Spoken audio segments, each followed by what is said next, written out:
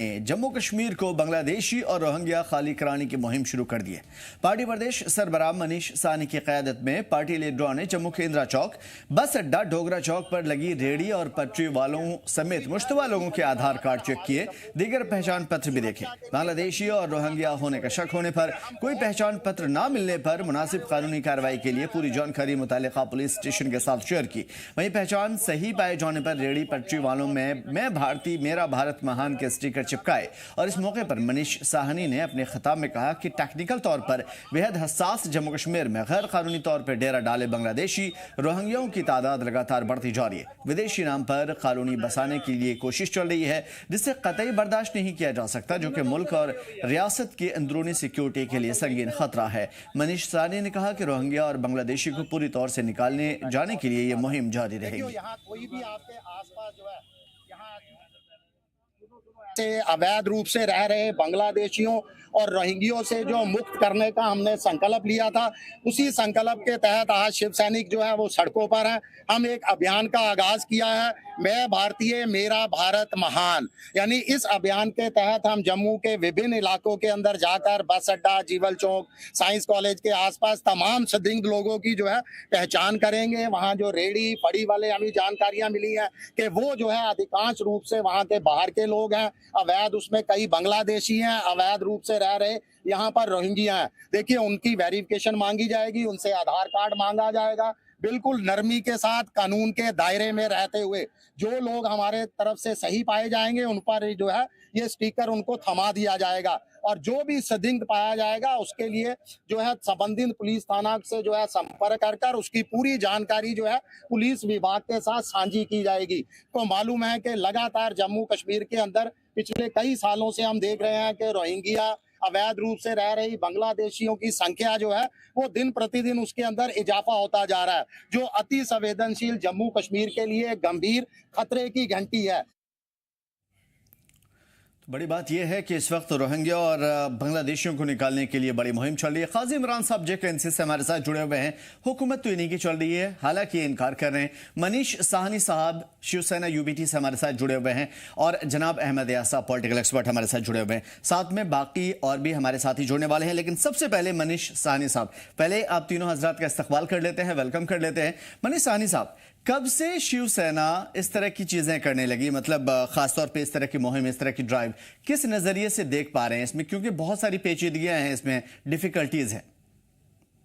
देखिए, कोई डिफिकल्टी नहीं है जब आप अपने राष्ट्र से प्रेम करते हैं। और कब से देखिए शिवसेना का गठन ही राष्ट्र प्रेम के लिए हमारे पार्टी के संस्थापक वंदनीय बाला साहब ठाकरे जी ने किया था। और उन्हीं के पद चिन्हों पर आगे जो है चलते हुए, उन्हीं के विचारों को आगे बढ़ाते हुए जो भी राष्ट्र हित में काम होगा वो शिवसेना हमेशा जो है आपको अग्रणी पंक्ति के अंदर खड़ी हुई दिखाई देगी। जहां तक रोहिंग्या और अवैध रूप से बांग्लादेशियों का सवाल है, तो मुझे लगता है एक बहुत बड़ा सवाल है इसके पीछे छुपा हुआ। देखिए, लगभग दशक से ज्यादा का समय हो चुका है जम्मू कश्मीर का रोहिंग्या और अवैध बांग्लादेशी जो इस तरफ का रुख कर रहे हैं। और सबसे बड़ी हैरानी की बात तो ये है, हजारों किलोमीटर का सफर तय कर ये किस मकसद से जम्मू कश्मीर आते हैं। देखिए, जम्मू कश्मीर में धारा 370 हटाने के बाद भी 1000 लोग भी जम्मू कश्मीर के अंदर नहीं पहुंचे, पूरे भारत से 140 करोड़ की जनता से। तो ये किस मकसद से आते हैं, ये तो मुझे लगता है इंटेलिजेंस एजेंसियों के लिए बहुत बड़ा जांच का विषय है। और जहां तक जम्मू कश्मीर की बात है, देखिए अति संवेदनशील इलाका है, डिस्टर्ब एरिया है हमारा, हम आतंकवाद से लड़ रहे हैं। और आपने देखा है कि पिछले कुछ सालों से लगातार जम्मू संभाग की अगर मैं बात करूं तो यहाँ पर आपराधिक घटनाओं का ग्राफ बढ़ा है, यहाँ पर नशा तस्करी का ग्राफ बढ़ा है। इतना ही नहीं, यहाँ पर महिला तस्करी जैसा घिनौना अपराध भी जो है वो पुलिस ने जो है वो निकाला है। और इसके अंदर संलिप्तता किनकी पाई गई है? इन्हीं रोहिंग्यों की, इन्हीं अवैध रूप से रह रहे बांग्लादेशियों की। तो हम देखिए लगातार सड़कों पर उतर से लगभग हमें बिल्कुल जो है आपकी मुहिम है, बिल्कुल आप चलाइए, आप आवाम के नुमाइंदे हैं। सवाल ये नहीं है, सवाल ये है कि मनीष साहनी अवामी चेहरे हैं, अवाम के लीडर और सीनियर लीडर हैं, उनको कानून की हर एक बारीकियां पता होती है। आपने जाहिर है कि इस तरह की मुहिम चलाई तो पुलिस से परमिशन ली होगी। देखिए, मुझे लगता है कि हमारे सारे भारतवासियों का एक अपना भी कर्तव्य है। आपने देखा होगा सब जगह जो है पुलिस एक अपील करती है कि कोई भी संदिग्ध वस्तु मिले तो आप जो है पुलिस स्टेशन को उसके लिए इन्फॉर्म कीजिए। यहाँ तो हम संदिग्ध लोगों को ढूंढ रहे हैं और हमने कोई कानून का जो है उल्लंघन नहीं किया। तो सर जी, कानून के पुलिस है दायरे ना, में उसके लिए रहकर ढूंढने के लिए एजेंसियां हैं। मनीष साहनी थोड़ी ना है। देखिए कितने साल आप और इंतजार करेंगे। हम तो अपनी तरफ से सहयोग कर रहे हैं। हमेशा हर नागरिक का काम है कि पुलिस को सहयोग करे। देखिए हमारे देश के अंदर या जम्मू कश्मीर में इतनी पुलिस नहीं है कि वो हर आदमी का जो है पता लगाए। मुझे लगता है हमारा राष्ट्रीय कर्तव्य भी बनता है कुछ। चलिए, मुझे हमारा एक राष्ट्रीय सवाल, कर्तव्य मैं है। बिल्कुल आपकी बात से सहमति असहमति नहीं जताऊंगा। मैं सिर्फ मनीष साहब एक सवाल करना चाहूंगा आपसे, उसके बाद डिबेट को आगे बढ़ाएंगे। मैं आपसे ये पूछना चाहता हूं, जो जम्मू कश्मीर में बाहर के लोग या बाहरी रियासत, बाहरी स्टेट के लोग उनसे आईडी पूछ रहे हैं, उनसे चेक कर रहे हैं, क्या वो भी सही है फिर आपकी नजर में? देखिए नहीं, हमने बिल्कुल इस तरीके का हम काम नहीं कर रहे। हम कहां बाहरी जो सर जी, भारतीय आपके हैं, लोग आपने देखा हमारा जिनके स्पीकर लीडर भी हैं गया था। आपके लोगों का आईडी कार्ड चेक हो रहा है, बहुत ज्यादा अलग अलग नहीं, जगह पे कहीं नहीं, गुंडागर्दी कहीं हो रही है, नहीं, क्या आप नहीं। उसे भी जायज ये ठहराएंगे? बिल्कुल गलत है, कहीं पे भी नहीं। शिवसेना यूबीटी इकाई का हाई कमांड ने बिल्कुल कभी भी ऐसा, आप एक भी वाक्य बता दीजिए शिवसेना यूबीटी जिसके अंदर शामिल हो। हाँ, दूसरे लोग शामिल हो सकते हैं, जो हिंदुओं के तथाकथित हितैषी बनते हैं वो लोग शामिल हो सकते हैं कि वो धर्म देखकर जो है उनका आईडी पूछ रहे हैं और उनके साथ जो है मारपीट भी की जा रही है। हमने तो उसका भी जो है कड़े शब्दों के अंदर विरोध किया है और उचित से उचित और सख्त से सख्त कानूनी कार्रवाई की जो है वो मांग की है। बिल्कुल। काजी इमरान साहब, किस नजर से देख पाते हैं आप इन सब चीजों को? सरकार तो आप ही की है। देखिए, नहीं देखिए, ये जम्मू कश्मीर की सरकार से बड़ा सवाल है। ये गवर्नमेंट ऑफ इंडिया के लेवल का इशू है। जहां तक हम जानते हैं कि गवर्नमेंट ऑफ इंडिया का अभी तक कोई भी एक फॉर्मल रिफ्यूजी लॉ नहीं है हमारे हिंदुस्तान में अभी तक।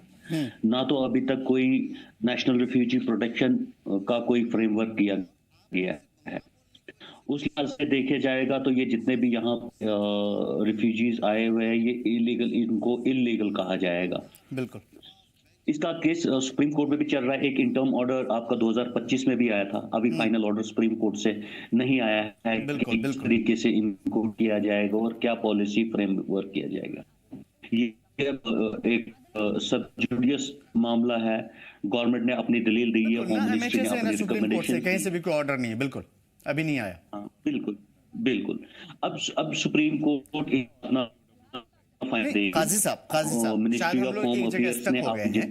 देखिए, मैं रोहिंग्या को आप हटाइए रखिए, ये आपका स्टेट है और आप बेहतर तरीके से चलाना जानते हैं। मेरा सवाल सिर्फ इतना सिंपल सा है, आप अवाम के नुमाइंदे हैं, अवाम के लीडर हैं, आपको ये हक किसने दिया कि आप आम लोगों के कार्ड वेरिफिकेशन करवाइए, उनको खुद से आप चेक करिए और उनको स्टिकर चिपकाइए, व्हाटएवर जो भी चल रहा है, तो फिर आप जो दूसरे स्टेट में आपके लोगों के साथ हो रहा है उसे भी जस्टिफाई करिए।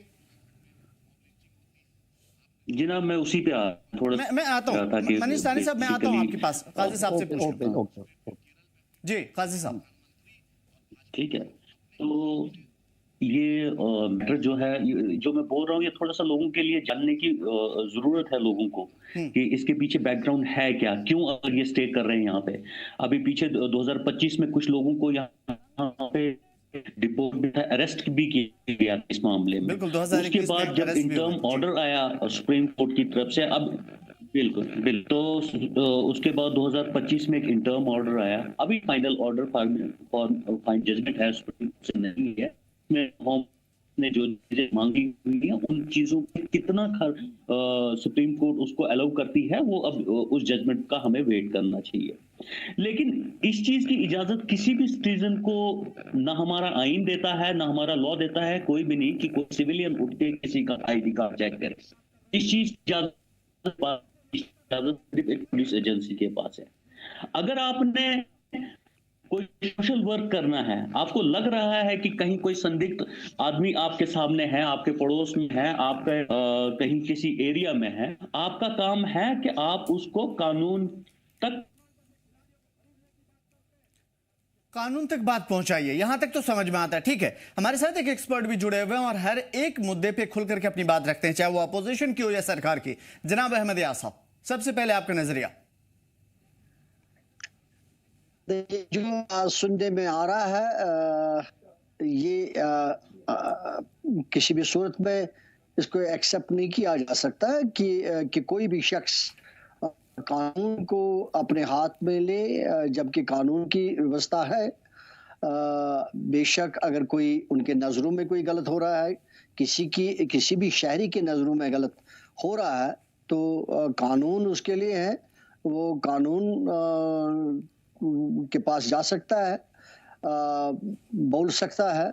अगर नहीं मानते हैं, उसकी बात पर कार्रवाई नहीं होती है, तो प्रोटेस्ट करने का भी, पुरअमन प्रोटेस्ट करने का भी हक है। आई मीन ये सारी ये जो रियायतें हैं, हुकूक है, ये कानून में दी गई है। और कानून में ये भी है कि कोई कानून हाथ में नहीं ले सकता। क्या अथॉरिटी है किसी आम इंसान के पास, एक सिविलियन के पास, कि वो किसी का आधार कार्ड चेक करे, किसी के कपड़े को चेक करे? अगर उसको लगता है कि कोई ऐसी कार्रवाई है जो इंटरनेशनल है, गलत है, जैसे भी लग रहा है, तो कानून के पास जा सकता है। यहाँ हमारा डिपार्टमेंट्स बने हुए हैं, पुलिस डिपार्टमेंट्स है, बाकी एजेंसीज है, तो उनका ये काम है, वो देखे गलत क्या हो रहा है, सही क्या हो रहा है। मेरे गलत अगर नजरों में कोई गलत नजर आ रहे हैं, बहैसियत एक सही सिटीजन, एक रेस्पॉन्सिबल सिटीजन, मेरा फर्ज बनता है कि मैं इसको कानून के नजरों में लाऊं, कानून के पास ले जाऊं, इस बात को अथॉरिटीज के पास ले जाऊं। अगर वो नहीं मानते तो मेरा ये भी हक बनता है कि मैं एहतजाज करूं, वो भी है, पीसफुली मैं करूं, न कि मैं किसी को पकड़ के चेक करूं कि आपका आइडेंटिटी कार्ड क्या है, आप कहां से आए, कहां से नहीं आए। I think this is none of the business of any civilian. Manish Sahni साहब की तरफ मैं आता हूं इस सवाल के जवाब के लिए। मनीष साहब, जो कुछ आप कह रहे थे बिल्कुल कहिएगा, लेकिन एक बड़ा सवाल जो एक्सपर्ट्स कह रहे हैं कि किसी को भी ये जो काम कर रहे हैं कानूनी नहीं है, यानी कि आपने गैर कानूनी काम किया। अगर आपको लगता है तो प्रोटेस्ट कीजिए और इंतजामिया, एडमिनिस्ट्रेशन, पुलिस तक खबर पहुंचाइए कि ऐसा ऐसा मामला चल रहा है हमारे जम्मू में। देखिए 10 साल से ज्यादा का समय हो चुका है, लगातार हम सड़कों पर उतर रहे हैं। हम ही नहीं, तमाम हिंदू संगठन, तमाम लोग जो अपने देश से प्यार करते हैं, जो चाहते हैं कि हमारे संसाधनों का इस्तेमाल कोई जो है बांग्लादेशी ना करे, कोई रोहिंग्या ना करे, तो उसके खिलाफ हम सड़कों पर उतर चुके हैं। हमने सैकड़ों प्रोटेस्ट कर चुके हैं, मगर अभी तक आप बताइए, क्या जम्मू कश्मीर से एक को भी जो है बाहर का रास्ता दिखाया गया? बिल्कुल दिखाया गया। 2021 में जो कंप्लेंट किया गया था, 150 रोहिंग्या को बाहर निकाला गया। देखिए कठुआ में रखा गया था, वहां पर भी जो है पथराव हुआ था। पथराव करके ये लोग कहां से इधर उधर हो गए थे, किसी को अभी तक जो है उसकी खबर नहीं है। और जो आप कहते हो बाहर निकाला गया, कहां बाहर निकाला गया? हाँ, देश से बाहर। कठुआ वाली बात सही कह रहे हैं आप, वो जो है उनके लिए अलग से एक डिटेंशन में रखा गया था। लेकिन सवाल वो नहीं है सर जी, सवाल ये है कि मनीष साहनी जी जो काम कर रहे हैं, मनीष साहनी जी आज तक गैर कानूनी काम करते हुए नहीं पाए गए, लेकिन आज ऐसा क्यों है कि वो खुद कानून को हाथ में लिए हुए? क्या पुलिस पे, एडमिनिस्ट्रेशन पे मनीष साहब को भरोसा नहीं है? हम तो आज भी कहते हैं हमने कोई गैर कानूनी काम नहीं किया। हमने कानून के दायरे में रहकर बहुत ही नरम तरीके के साथ हाथ जोड़कर लोगों से आईडी मांगा। और आप हैरान होंगे, जिस समय हम आईडी मांग रहे थे सब लोगों ने आईडी दिया। एक ने भी, आप बता दीजिए कोई वीडियो जिसने विरोध प्रदर्शन किया और नहीं हम आपको आईडी नहीं देंगे। हाँ, एक दो बहुत बढ़िया घटना हुई जिसको पुलिस को जो है कड़ा संज्ञान लेना चाहिए। हमें देखकर हमारे आगे वाले कई 5 से 7 लोग, आपके कैमरामैन ने जरूर उनको कैप्चर भी किया होगा, अपने स्टॉल छोड़कर भाग खड़े हुए, जो ये दर्शाता है कि कहीं ना कहीं वो लोग जो है गलत तरीके से जम्मू के अंदर हमारे रह रहे थे, जो अति संवेदनशील जम्मू कश्मीर के लिए एक खतरे की घंटी है। देखिए हम तो अनेकों बार पुलिस के समक्ष जो है वो कह चुके हैं कि रोहिंग्या की जो है वो कीजिए, आप जांच कीजिए। और सबसे बड़ी बात, अब तो देश के गृह मंत्री जो है बड़े जोर शोर से कह रहे हैं कि हम एक भी घुसपैठियों को यहाँ नहीं रहने देंगे। मुझे लगता है कि जो उनकी अपील है, उनकी अपील कहीं ना कहीं उसी को हमने आगे बढ़ाया है। एक नेशनलिस्ट होने के नाते, एक जो है सच्चे नागरिक होने के नाते, मुझे लगता है मैं ही नहीं, तमाम लोगों को हमें जो है अपने आसपास जो संदिग्ध लोग रह रहे हैं उसकी जानकारी जो है पुलिस तक पहुंचानी चाहिए। और हम भी यही काम कर रहे थे। हमने पूरी जांच, जो डिटेल जो है, जो लोग हमें नहीं आधार कार्ड दिखा सके, उनके पूरे नाम, फोन नंबर, एड्रेस वगैरह नोट किए हैं जो उन्होंने हमें बताया। और ये जांच हम जो है पूरी की पूरी जानकारी पुलिस के साथ साझा करेंगे। जो लोग कह रहे हैं नहीं गैर कानूनी है, देखिए बर्दाश्त की एक हद होती है। हम कितनी देर अपने जम्मू कश्मीर के साथ जो है खिलवाड़ होता देखते रहेंगे? कितनी देर हम जम्मू कश्मीर के संसाधनों को और आपराधिक घटनाओं, हम पहले से ही देखिए पिछले 35 सालों से आतंकवाद को झेल रहे हैं। अब हम नहीं चाहते हमारे भविष्य में आने वाली हमारी अगली पीढ़ी भी जो है इस तरह के आतंकवाद को और जो गैर कानूनी तरीके से यहाँ रह रहे हैं, आपराधिक घटनाओं में संलिप्त है, उनको सामना करना पड़े। आप कैसा भी कहिए, मगर हमारे नजरिए से हम जो है अगर नेशनल हित की बात करेंगे तो मेरे नजरिए से बिल्कुल सर जो जी, हम काम कर आपके रहे हैं, नजरिए हर पे बात कोई के चोट नागरिक देने को की करना कोशिश चाहिए। नहीं हो रही है और नहीं होगी, क्योंकि आप देश हित की बात कर रहे हैं। सवाल यह है कि क्या मनीष साहनी साहब को कानून नहीं पता है? उन्हें पता है कि इसके लिए पुलिस है, एडमिनिस्ट्रेशन है और वो अपना काम कर रही है। अगर आपने कहा है तो इसका मतलब या तो पुलिस पे आप सवाल उठा रहे हैं, और अगर आप पुलिस पे सवाल नहीं उठा रहे हैं तो आपके बयान में कंट्राडिक्टरी है। पूछिएगा कैसे? दरअसल आपने कहा कि कश्मीरियों के साथ जो जुल्म हो रहा है दूसरे स्टेट में, या उनको आईडी पूछा जा रहा है, वो गलत है। दूसरी तरफ आप कहते हैं कि नहीं साहब वही काम हम भी करेंगे। तो वो लोग भी सर जस्टिफाई यही कर रहे हैं कि हमने इनको संदिग्ध पाया, हमने आईडी कार्ड चेक किया, तो आप उनको जायज ठहराइए।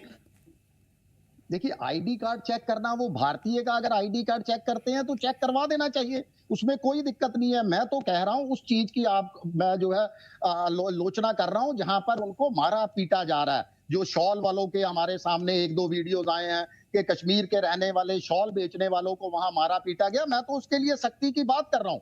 हाँ, अगर आप कहेंगे कि अवैध बांग्लादेशियों को नहीं मारा जाना चाहिए, हम तो बिल्कुल ये राय रखते हैं कि उनको मार मार कर देश से ही नहीं, प्रदेश से ही नहीं, जम्मू कश्मीर से नहीं, देश से भी बाहर निकाला जाना चाहिए। और अभी बिल्कुल नहीं, मैं बार बार उसी जगह आके अटक जा रहा हूं। क्या मनीष साहनी साहब की पहुंच से पुलिस एडमिनिस्ट्रेशन बाहर है?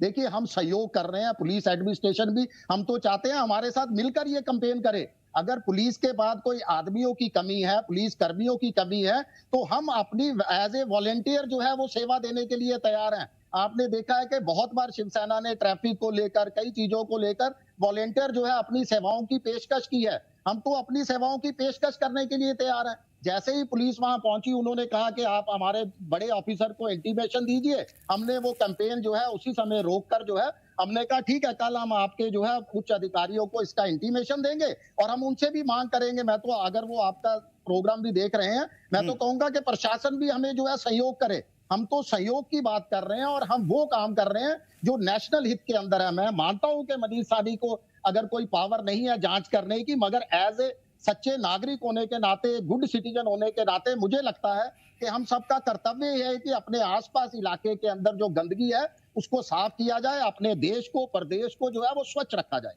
ठीक है, काजी इमरान साहब, इससे पहले 2021 में जिसकी बात कर रहे थे मनीष जी, उन्होंने भी कहा कि कठुआ में उन्हें रखा गया था और बाद में वो क्या हुआ उनका कुछ पता नहीं चला। खैर, हमारी रिसर्च भी ये बताती है कि बाद में उनका क्या हुआ वो वही है, डिपोर्ट किए गए या क्या हुआ उनका कुछ भी पता नहीं है।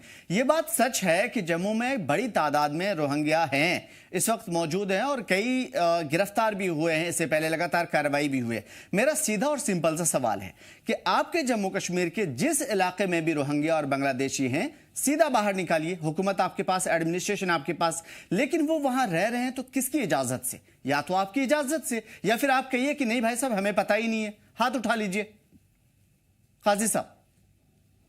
देखिए थोड़ा सा सेंसिबल होकर हमें ये देखना पड़ेगा कि इस इशू पे कॉल लेने वाला अथॉरिटी जो है वो गवर्नमेंट ऑफ इंडिया है।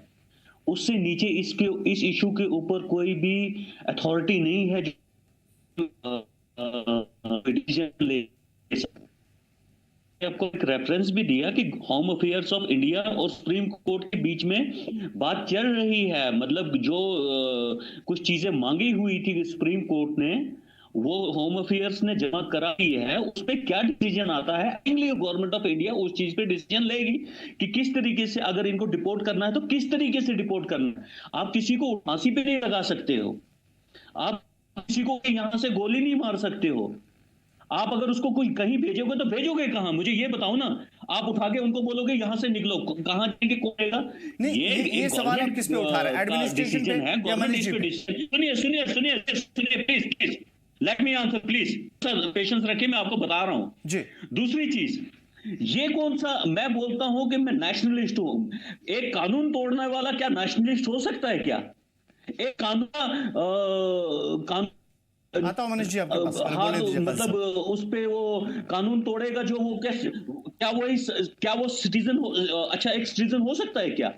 जब आपका कानून खुद कहता है कि आप अथोराइज नहीं हो करने के लिए किसी इंसान की आइडेंटिटी मांगने के लिए, फिर क्या आप रेस्पॉन्सिबल सिटीजन हो, या कैसे आप एक नेशनलिस्ट कह सकते हो अपने आप को? जो इंसान कानून को अपने हाथ में लेगा वो नेशनलिस्ट हो ही नहीं सकता है, तो मान ही नहीं रहा है, वो तो अपने नेशन के कॉन्स्टिट्यूशन को मान ही नहीं रहा है। देखिए, आपका हमारा काम है, जहां हमें प्रॉब्लम्स आ रही है हमें उसको कानून तक लेके जाना है, उस प्रॉब्लम को, उस इश्यू को। कानून उस पे क्या इशू लेता है वो उनका काम है। अगर हम सारे अपने आप पे सारे कानून अपने हाथ में लेने लग जाएंगे, कल मैं आपका आईडी कार्ड चेक करूंगा। बिल्कुल, यही तो सीधा सिंपल सवाल था मेरा। खैर, मैं आपकी तरफ आता हूं। जनाब अहमद यार साहब, आपका 1 मिनट लूंगा, उसके बाद मैं आपकी तरफ आता हूं। मनीष जी, आप कुछ कहना चाह रहे थे बीच में?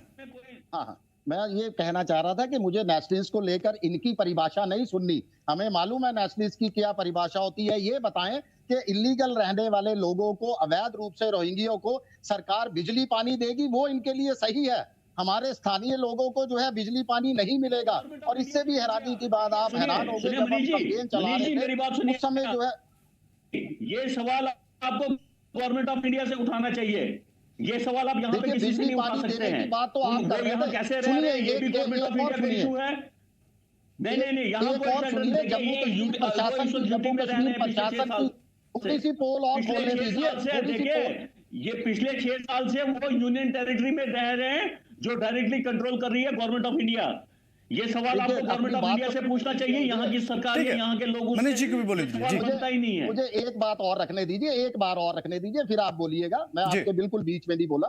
देखिए, उससे भी बड़ी बात, आप हैरान हो गए, जब हम कैंपेन चला रहे थे उस समय मुझे जानकारी मिली कि जम्मू के अंदर, हमारे जम्मू शहर के अंदर एक इलाका ऐसा बन रहा है जिसका नाम जो है फौरन एक बाहर के मुल्क के नाम के ऊपर रखा जा रहा है। मुझे तो हैरानी हो गई और लोगों ने हमारे से रिक्वेस्ट की कि साहब पुलिस को जगाइए। पुलिस को मालूम है, जम्मू कश्मीर प्रशासन को मालूम है कि सिदड़ा के राजीव नगर के आगे एक कॉलोनी है जिसको फौरन के नाम से जो है वो जाना जाता है। आप बताइए, कहां सोया है जम्मू कश्मीर प्रशासन? नहीं मनीष जी, यहाँ पे एक सवाल ये है कि क्या आप ये मान रहे हैं कि इस साजिश में जम्मू कश्मीर की एडमिनिस्ट्रेशन भी शामिल है, बांग्लादेशियों और रोहिंग्याओं को इसमें रखने के लिए? देखिए, मैं शामिल होने का आरोप नहीं लगाता, मगर मैं मूक दर्शक बनने का आरोप जरूर लगाऊंगा। कहीं ना कहीं वो पूरी तरह से मूक दर्शक बने हैं। कार्रवाई क्यों नहीं सर जी, हमारे रिसोर्सेज को वो खत्म कर रहे हैं, हमारा बिजली पानी हमें सही से मिल नहीं पाता, और हमारी जमीनों पे कब्जा हो रहा है, उनकी आबादियां बढ़ रही है,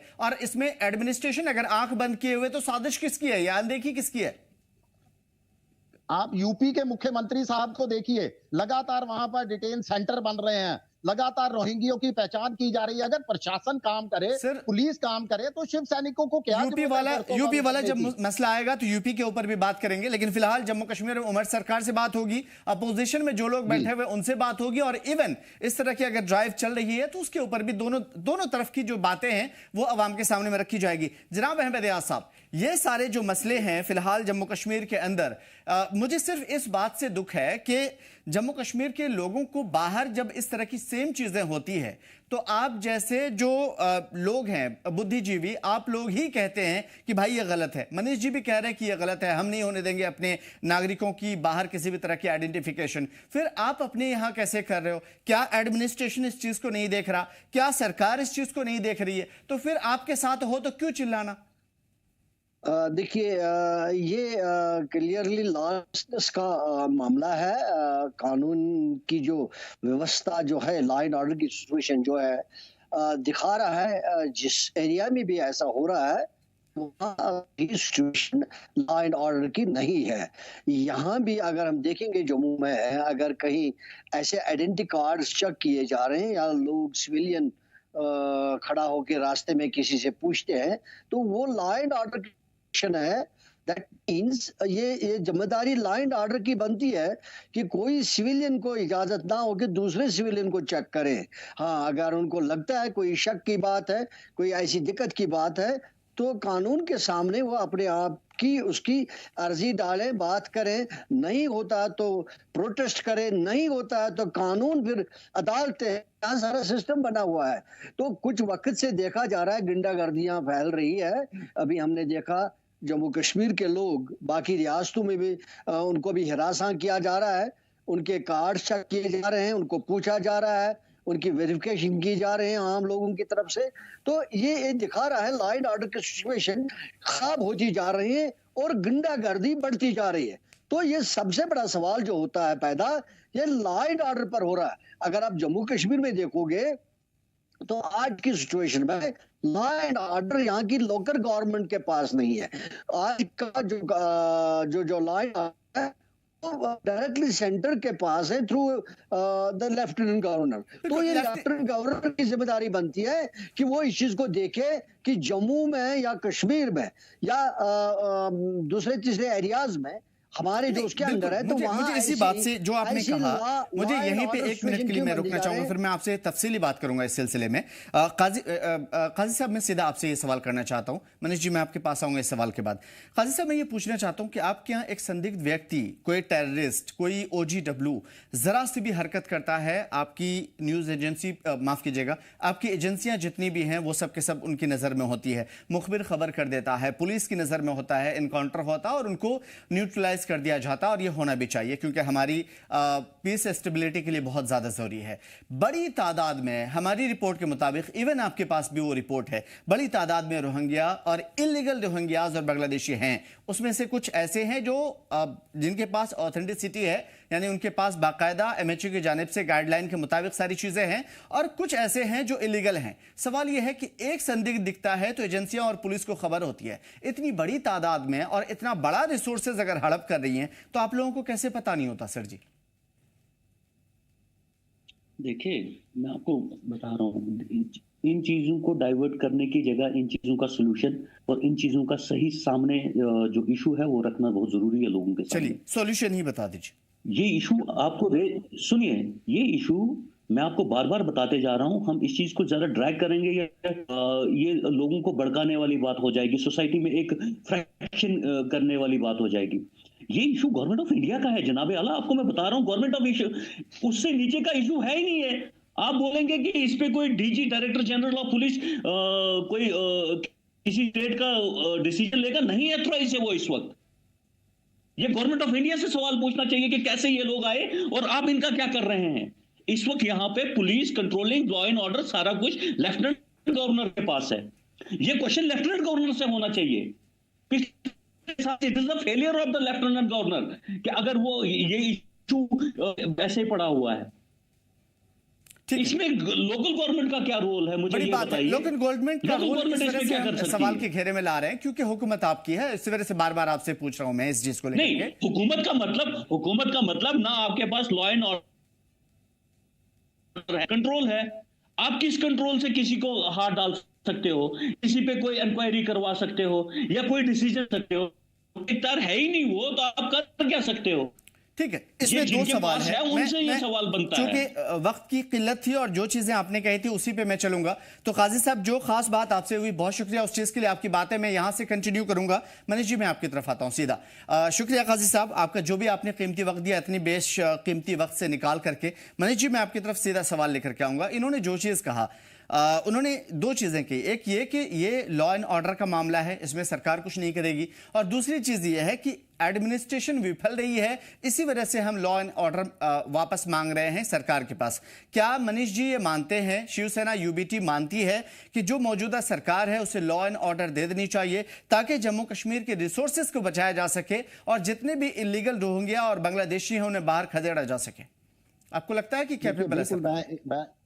इनकी बिल्कुल परिभाषा से बिल्कुल पूरी तरह से सहमत हूं कि बिल्कुल देखिए, हम तो लगातार मांग कर रहे हैं कि जम्मू कश्मीर को लॉ ऑर्डर ही नहीं, जम्मू कश्मीर को पूर्ण राज्य का दर्जा दिया जाए ताकि जनता को तो पता लगे ना। देखिए, इस समय जनता जो है वो डबल इंजन की चक्की में पिस रही है। हमें पता ही नहीं चल पा रहा आम जनता को कि वो LG प्रशासन से गिला शिकवा करें या जम्मू कश्मीर सरकार से गिला शिकवा करें, क्योंकि कहीं ना कहीं जो है दोनों इंजन एक दूसरे के अलग अलग रूप से आ रहे हैं और दोनों इंजन के बीच में अगर कोई पिस रहा है तो वो जनता के मुद्दे पिस रहे हैं, जनता पिस रही है। बिल्कुल इन्होंने सही कहा कि अगर ये सेंटर गवर्नमेंट का है, मैं तो वो पूछना चाहता हूं, देखिए रोहिंग्या और बांग्लादेश की जो प्रॉब्लम है वो सबसे ज्यादा जम्मू संभाग की प्रॉब्लम है। और जम्मू संभाग के मैं तो पूछना चाहता हूं कहां है वो तथाकथित हितैषी जिनको जो है जम्मू संभाग की जनता ने अपना भरपूर समर्थन दिया था, ना केवल 2014 में, 24 में, उसके बाद 2019 में, उससे पहले भी, और हर लोकसभा चुनावों में भी और विधानसभा चुनावों में भी। उसके बावजूद भी इतनी बड़ी मुद्दे को लेकर जो है वो तमाम लोग जो है तमाशबीन बने बैठे हुए हैं। आपने देखा किसी हमारे जनप्रतिनिधि को जो बीजेपी के 29 एमएलए यहाँ पर जीत कर आए हैं, वो क्यों नहीं बाहर निकलते इस मुद्दे को लेकर? हमारे जम्मू संभाग की सुरक्षा का लिए हमें चिंता है। ये बहुत बड़ी एक खतरे की घंटी है और जम्मू संभाग के लोगों का देखिए कश्मीर इसमें पूरी तरह से सेफ है। बहुत गिने चुने ही आपको भी जानकारी होगी रोहिंग्या या बांग्लादेशी कश्मीर का रुख करते हैं। सबसे ज्यादा लोग जो है वो जम्मू के अंदर बसे हैं। तो जम्मू के जनप्रतिनिधियों को यहाँ पे एक चीज मैं रोक करके आपसे पूछना चाहता हूँ। कश्मीर का भी आपने बहुत अच्छा जिक्र किया, कश्मीर का भी रुख कर रहे हैं और जम्मू का भी रुख कर रहे हैं और बाकी स्टेट भी है हमारी लिस्ट में। जहां पे अभी मैं देख रहा था त्रिपुरा की पुलिस आसानी से पकड़ लेती है रोहिंग्या को या फिर बांग्लादेशी घुसपैठियों को, तो आखिर क्या जम्मू कश्मीर की पुलिस को नहीं पता? जम्मू कश्मीर की पुलिस तो और भी ज्यादा एडवांस है। देखिए यही तो हमें हैरानी है। हमें तो अपने पुलिस पर जो है बहुत बड़ा विश्वास है और जो आपने देखा हाल ही के अंदर उन्होंने ड्रग्स को लेकर, नशा तस्करी को लेकर एक बेहतरीन कामयाबी हासिल की है, बहुत बड़ी बड़ी खेप पकड़ी है। तो कैसे पुलिस की नजर से ये लोग जो है बचकर यहाँ जम्मू में डेरा डाले बैठे हुए हैं, अवैध रूप से यहाँ संसाधनों का इस्तेमाल कर रहे हैं? कहीं ना कहीं तो दाल में कुछ काला है ना, कहीं ना कहीं तो ऊपर से इनको कहां से ये दाल काली है, इस चीज का एक्सपर्ट्स बेहतर तरीके से व्याख्या कर सकते हैं। मैं जनाब अहमद यार साहब के पास इसी सवाल के जवाब के लिए आऊंगा। कहां है दाल काली, आखिर कहां से हो रही है और कैसे लग रहा है आपको? ये मैटर बहुत बड़ा है जिस पे एटलीस्ट बात करनी चाहिए, क्योंकि इससे तार से तार निकलेंगे और बहुत सारा मैटर है जो इसी से जुड़ा हुआ है। सही बात है। देखिए इसके ऊपर एक क्लियर पॉलिसी होनी चाहिए जो शायद अभी तक वाज़ेह नहीं है कि ऐसे लोग आए कैसे और उनको बचाना कैसे है और क्या करना है। जब तक इसकी ऊपर से नीचे तक कोई वाज़ेह पॉलिसी और जिसको इम्प्लीमेंट किया जाए नहीं हो, तब तक ये चीज़ें शायद होती रहेंगी। ये आए कैसे वो भी एक मसला है, उनको आने क्यों दिया गया वो भी एक मसला है, फिर उनको बसने क्यों दिया गया, उनके पास फैसिलिटीज क्यों दी गई। मतलब ये सारा मसला जो है ये तो एम्बिगुअस है। एम्बिगुअस इन द सेंस इसमें क्लियरिटी नहीं है। जब किसी चीज की क्लियरिटी नहीं है, जैसे अभी क्लियरिटी ये है कि अगर आपको कहीं कोई गलत चीज दिख रही है, वैसे एक सिटीजन, एक जिम्मेदार सिटीजन, आप गवर्नमेंट को इन्फॉर्म करना चाहिए। मैं यहाँ पे मैं आपको कंटिन्यू पूरा सुनूंगा, बहुत तफसील से सुनूंगा। मैं सिर्फ एक चीज जानना चाहता हूँ, अभी हाल फिलहाल में जो अटैक हुआ था, एक पाकिस्तान की नापाक हरकत हुई और उसके बाद हिंदुस्तान ने मुंह तोड़ जवाब दिया। उस टाइम पे एक रूल पारित हुआ कि भाई यहाँ के जितने भी पाकिस्तानी हैं वो 24 घंटे 48 घंटे के अंदर खाली करो, और हुआ भी। जो बॉर्डर वाले क्षेत्र में इधर उधर से रिलेशनशिप की वजह से या शादी ब्याह वगैरह हो गए थे, उन्हें ढूंढ ढूंढ करके बाहर भेज दिया गया। तो जो मनीष साहनी जी को मजबूरन रोड पे आकर के करना पड़ रहा है, आईडी चेक करनी पड़ रही है, आप क्यों नहीं कर पा रहे? एडमिनिस्ट्रेशन क्यों नहीं कर पा रही है? एजेंसियां क्यों नहीं कर रही? पुलिस क्यों नहीं कर रही है? या तो आप करना नहीं चाहते, क्योंकि अगर पाकिस्तानियों को जो 44 साल पहले जिसकी शादी हुई थी उसे आप ढूंढ करके निकाल बाहर कर दे रहे हो, और ये रोहिंग्या जो आज से 2-4 साल 5 साल पहले या फिर 80-90 के दहाई के बाद इक्का दुक्का आना शुरू हुए थे और 2018 के बाद यहां पे बड़ी तादाद में आए, उन्हें आप ढूंढ नहीं पा रहे हो। और मनीष जी जैसे लोग यहां पे सड़कों पे आ रहे, भले ये इलीगल काम है लेकिन कम से कम काम तो ऐसा है ना जिसे लोग सराह सकें। नहीं, अगर मनीष जी की बात है उसकी बात सही हो सकती है, लेकिन तरीक़ेकार सही नहीं माना जा सकता है कि वो डायरेक्टली इन चीजों में आ जाएं। तो और अगर इन शॉर्ट में सवाल पूछूं आपसे, तो क्या ये गलती एडमिनिस्ट्रेशन की जानबूझकर है? हाँ, वो शायद उनके डोमेन में नहीं है। उनके डोमेन में यह है कि इसके बारे में बात करें, प्रोटेस्ट करें जैसे भी, लेकिन खुद इसको ऑपरेट करें, मुझे लगता है उनके डोमेन में नहीं होगा, एडमिनिस्ट्रेशन के डोमेन में है। और शायद एडमिनिस्ट्रेशन भी अब इसके लिए क्लियर नहीं है कि वो उनको करना क्या चाहिए। नहीं तो पिछली बार एक ड्राइव चला गया, एक फैसला लिया गया कि भाई हमने क्या करना है, लेकिन फिर भी वो रह गया।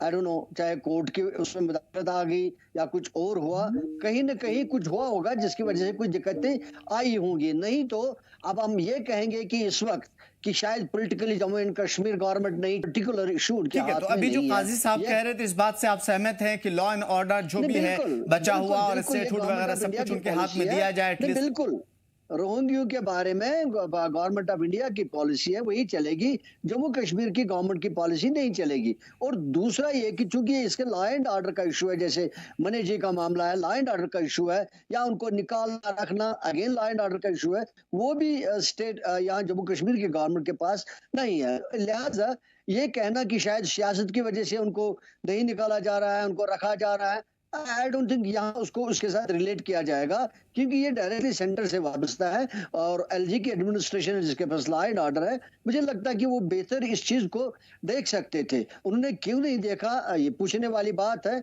और उनसे पता किया जाना चाहिए कि उनकी क्या दिक्कतें हैं, कहीं उनके लॉजिक्स है इसके ऊपर, कहीं कोर्ट तो नहीं है, कोई और परेशानी तो नहीं है, कोई फॉरेन पॉलिसी का कोई इशू तो नहीं, we don't know what exactly क्या है, क्या इसके ऊपर जो उनको रोक रहा है ये चीजें सेट सॉर्ट आउट करने से। तो लगता है कुछ ना कुछ, अगर बाहर बात नहीं है लेकिन लगता है शायद कुछ ना कुछ दिक्कतें हैं, नहीं तो शायद रोहिंग्या के साथ कोई किसी को प्यार नहीं हो सकता है। हम मान लेंगे शायद जम्मू कश्मीर वाले लोग नहीं चाहेंगे, लेकिन जम्मू कश्मीर एडमिनिस्ट्रेशन के हाथ में कुछ है नहीं उनको डील करने के लिए। लिहाजा लगता है कहीं ना कहीं कोई दिक्कत है जिसकी वजह से ये शायद रुका पड़ा है मसला। बहुत बड़ी बात कही आपने और यकीनन ये रास्ते हो सकते हैं। ठीक है मनीष जी, मैं आखिरी कॉल आपसे लेना चाहूंगा। मैं ये समझने की कोशिश करूं, ठीक है आपका तरीका भले ही गलत हो लेकिन आपकी जो सोच है वो देश हित में है, देश प्रेम में है, मैं उस चीज से इनकार नहीं करूंगा। लेकिन हाँ, जो तरीकाकार गलत है उस चीज को मैं कह सकता हूं। मैं आपसे समझने की कोशिश करूंगा आपकी नजर में फाइनल सॉल्यूशन क्या है, क्योंकि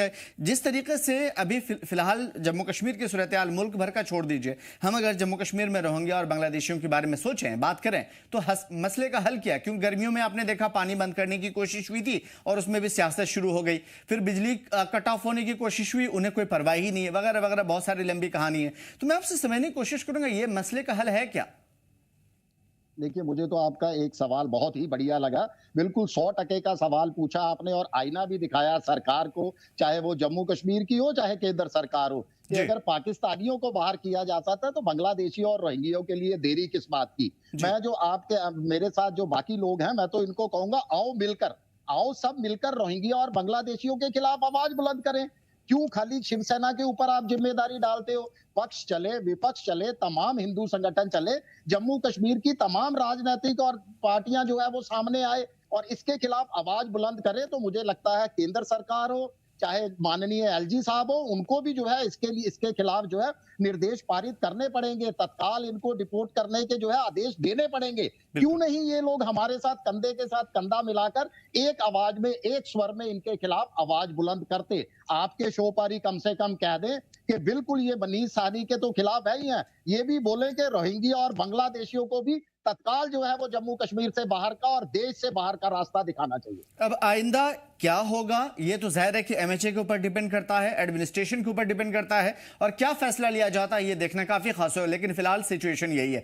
आज के इस सेशन में हमारे साथ शरीक होने के लिए मनीष जी बहुत बहुत शुक्रिया। और जनाब अहमद यास साहब, अपनी कीमती बातों के लिए आप हमेशा जाने जाते हैं और आज भी आपने बहुत सारे कीमती सुझाव दिए और जो गलतियां हैं, जो चीजें हैं वो साफ तौर पर आपने रखी। बहुत शुक्रिया हमारे साथ जुड़े रहने के लिए। अब कुछ खास खबरों की तरफ नजर डालते हैं, क्योंकि जम्मू कश्मीर के अंदर सिर्फ एक यही मसला नहीं है और भी बहुत सारे मसाइल हैं और हालात कभी कभी कुछ बिगड़ जाते हैं।